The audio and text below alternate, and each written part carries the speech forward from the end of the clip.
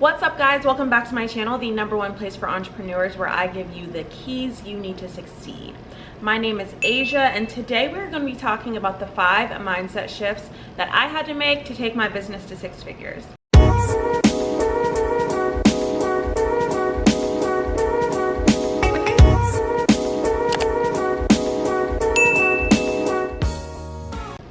I know 6 figures is something that a lot of people want to hit in their business, especially if you're just starting out, if you have a side hustle. It's definitely a goal that you should be trying to get to if you haven't gotten there already, but it takes a lot of not just strategy, but mindset shifts as well, and we're going to talk about those today. The first mindset shift that I had to make was transferring my mind from always thinking about scarcity to thinking about abundance. So it's very easy as a business owner, especially when you're just starting out, to constantly be thinking about what you lack, what could happen, if things could fail, if you will not have enough money that week, month, year, whatever. There's always something to worry about as a business owner, but you have to transform your mind to thinking more about abundance and the things that are possible, the things that you do have, as opposed to constantly be thinking about the things that you don't have or what you could lose. I know for me, I used to always say, oh, I want to hit this many students, I want to have this many students, instead of just appreciating the students that I did have and making sure that I delivered value to those students, as opposed to always worrying about getting more. I would always be focused on competition and the people that also had studios in my area, instead of thinking about the value that I brought as a dance teacher, as a dance studio owner, and differentiating myself in my studio and showing people why they should be with me as opposed to not be with someone else. Something else that helps in this area is to think about collaboration over competition.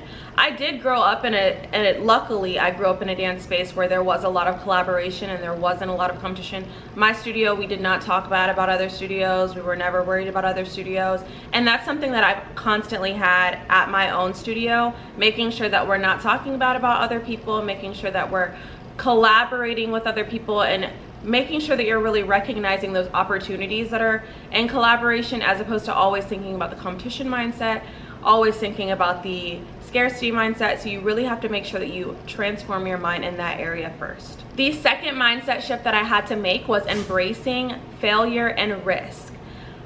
I know that you've probably heard the term fail fast, but it is so true. You have to recognize that your failures are just leading you to one step closer to growth and one step closer to success. So when you do have a failure, you really have to recognize that those are just stepping stones and they will help you reach your ultimate destination and success. You really have to learn to see failure as a learning tool and not a dead end. So for me, there were a lot of things that I tried when I first started my business that would not work or would fail, but I had to realize, okay, now I just know not to do those things, or now I know to do them differently. So for instance, when I first started, I was actually going to daycares and after school programs and asking them to adopt my program, to implement my program into their facility. And when I say I heard so many no's, I probably heard 100 no's. People were just like, no, I'm not interested, not interested. But when I tell you, all it took was 2 or 3 yeses to get started with my business, that ultimately turned into a 6-figure business the same year. So I really had to realize that hearing those no's and having those failures just led me one step closer to success. The third mindset shift that I had to make was prioritizing value over profit. So similar to what I said before, focusing on the clients that I did have and making sure that they had a great experience, making sure that I was giving them something to talk about, making sure that they wanted to come back to the studio, was a mindset shift that I had to make, especially when you're first starting out. You're so focused on profit and making enough money to survive that sometimes the value part of it goes out of the window. And being able to operate my program and making sure that I'm delivering value is something that shifted so much for me, because when people feel valued and they're getting a good product or service, they're going to come back for more, they're going to tell their friends, and ultimately that's going to lead to longevity and success rather than just a quick dollar. Even something as simple as shifting my mindset in my particular field of dance from just providing dance classes to an overall program and making sure that I'm providing something that people want to look forward to, just even outside of the dance room, even outside of the classroom, making sure that I'm having a well-rounded and developed program for my dancers, as opposed to just making sure that I'm giving certain classes or doing certain skills and things like that. So deliver value for your clients, because I promise if you over deliver your value, you won't have to worry about the profit part. The fourth mindset shift that I had to make to get my business to six figures was protecting my peace and setting boundaries. When I first started at the studio, I was saying yes to everything. Everyone had access to me all the time. I would check emails nonstop. I would answer phone calls and text messages nonstop. Everyone had my personal number. There was not a day off. There were no boundaries at all, and it ultimately led to a little bit of burnout, because when you are always at everyone's beck and call, especially for something that's really not an emergency, it starts to wear down on you. And aside from that, always tending to other people's needs and making sure that other people are taken care of, even if it's something so small, takes away from your ability to run your business as a business owner, a six-figure business owner, as opposed to just someone who's kind of doing a side hustle. So you have to make sure that you set aside time to address your clients. I'm not saying don't address them, but you have to make sure you set aside to address your clients. Set aside time to address your clients, and you set aside time to grow your business as well. So having those proper boundaries, as well as your own life, your own social, personal life, will ultimately put you in a better headspace, mind frame to be able to run your business successfully.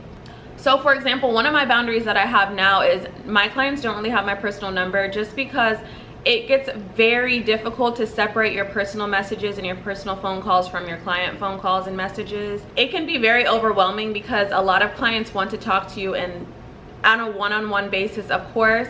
But if you have 100 clients and you have 15 teachers and you have other programs you're working with, after school programs, daycare programs, everyone having your personal number not only gets exhausting, but it's very hard to maintain. So for instance, if I'm on the phone with my mom or one of my friends, and then someone else calls and I'm having to go and pause what I'm doing and adjust to what I'm doing there, as opposed to just waiting and realizing that, okay, this is a phone call for business, so let me just handle this during business hours and properly address it instead of giving it half of my attention, works so much better. I promise you. Set proper boundaries. Make sure that you're always in the mind frame to be working when it's time to work.